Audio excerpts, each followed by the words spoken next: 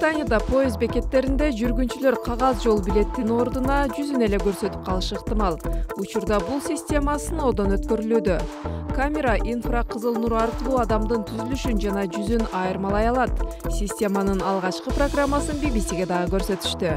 Жаңы система адамдын келбетин көз айнек кийип турганда дагы таанып коет. Программа жүргүнчүнү 3 ченемдүү түрдө көрсөткөндүктөн системага сүрөт көрсөтүп алдап кетүү мүмкүн эмес. Изилдөөчүлөр айтылган система жүргүнчүлөрдү поездге тез өткөрөөрүн белгилешүүдө.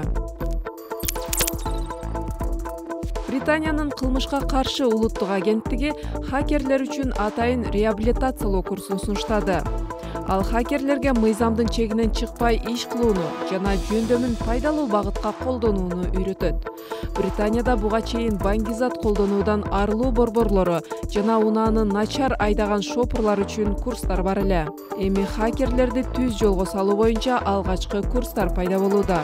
ACA агенттигинин айтымында кибер кылмыш үчүн кармалгандардын орточо жашы 17 деп саналат жана кармалгандардын көбү өкмөткө кызмат кылып, өлкөнүн коопсуздугун коргосо болот.